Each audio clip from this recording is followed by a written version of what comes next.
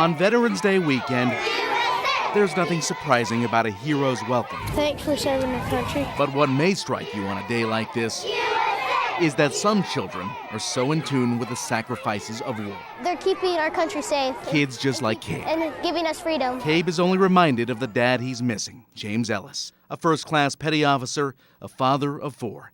While he's stationed in Afghanistan, his family soldiers on here at home. School kids in Andrews saluted the men who fought for our flag while time with their families lapsed by. Everybody appreciates what you've done. Eventually, they hear from Ellis's kids. When Dad is gone, I feel very sad. I'm so proud of him. He is my hero right next to Jesus. The words any father would love to hear, especially after his 5th deployment. One point draws Cabe's attention. Now it's sinking in.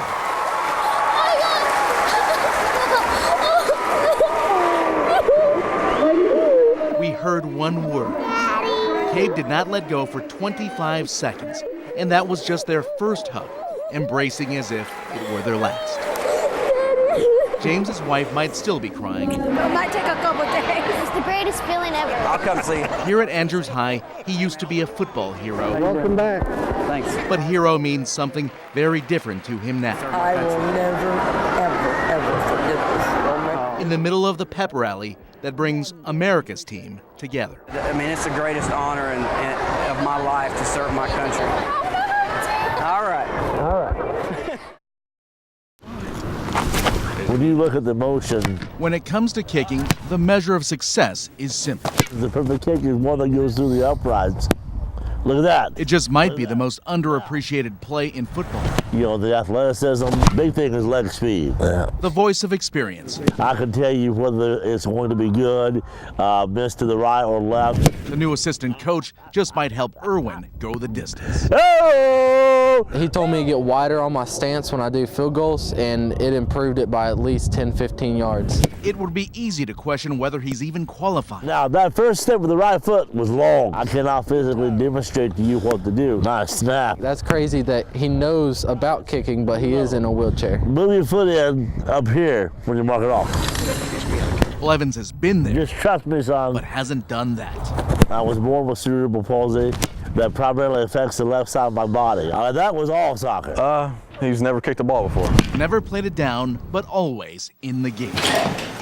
When I was 4 years old, I loved football. I knew I wanted to make my living in football. His mother made this scrapbook Never forget these. of her son's big dreams come true. Sports Illustrated, this stuff I haven't seen in a long time. It all started when he was an 8th grader. A Virginia high school coach made Doug a graduate assistant, the closest Doug could ever get to playing. My knowledge of the game exceeded my classmates that were playing. And that knowledge helped level the playing field, realizing That if I was going to make it to the NFL, I'd have to have a specialty. the man who never walked, intent on going pro. A fine NFL kicker. The ultimate salesman, he convinced the Jets to hire him as a kicking consultant in '94. I'm right here. Eventually hired by Coach Jimmy Johnson of the Miami Dolphins, who hadn't even met his coach. On the first day, Johnson actually thought Blevins was a visitor with special needs. They gave him the royal treatment. I had a hat and some candy, and then I told him I was Doug Blevins, and he told me I wasn't. He spent 6 years with the Dolphins Yeah, he didn't know. and privately coached some of the best legs in the biz. I had to demonstrate to you or demonstrate to the athlete that I knew what I was talking about. Prized pupils include David Akers, who just set the record for most field goals in a season, and Adam Vinatieri, whose game winner in Super Bowl 36 made him a legend. We had worked on that over and over. As a guru, earning many nicknames in the kicking game. Kicking Yoda, the kick whisperer. Not bad for the guy whose backup plan was stand-up comedy, which speaks to his outlook on what some call a disability. I would tell stories about my life and funny things that have actually happened to me because it's been real comical, it really has. Sometimes it's a wonder how he finds that humor. It's been more of an inconvenience in my life than anything else. I've overcome it. As Blevins rolls in, with each set of players, there's a different set of skepticism, hoping players understand the privilege of just kicking a ball. I still regret that I won't know what that feels like. Y'all never experienced that. But you can't, dwell on that. It makes me think about a lot of things that I have that I can do that I bet you he wishes he could do. Hey, Brian, you got a good leg. When you do that, all your power goes. Doug wasn't a natural-born kicker, You're not going to miss it because your leg comes around that way. All right. Trust it. but as a coach, he lives vicariously through his players. I mean, if somebody in a wheelchair can make it to the NFL, Yeah, I can live with that, Tyler. In his own way, splitting the uprights. Great job, because who would believe it? At Irwin, John Lee, News 13. Sad day in the world of bluegrass music, it is. So many players in mourning, influenced by the greats. He defined an American music. When it comes to admirers of the late Earl Scruggs, Mark Pruitt is among the pickers of the bunch. But we could only stay somber for so long. There's nothing sad about the way a banjo sounds. You may know the Grammy-winning player from the band Balsam Range.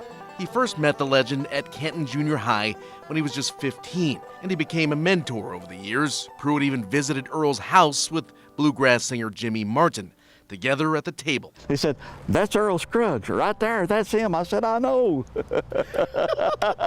And 4 years ago, Scruggs shared a secret. I said, "Earl, I wonder if you'd mind to show me how you did that little lick in Pike County Breakdown." He said, "Why, I don't mind at all." Scruggs' legacy, it kind of snuck up on us in the form of a complete stranger. A music lover who literally came out of nowhere, put down his bucket, and did a happy dance on a sad day. Somehow so fitting. Earl Scruggs brought many people together through the love of the music that he helped create. Not too many people in history single-handedly shape how music is made, and few instruments will reel in a fisherman quite like this. Scruggs' days on Earth were numbered. But clearly, the magic of the music, the pickin', still has him grinning. In Haywood County, John Lee, News 13.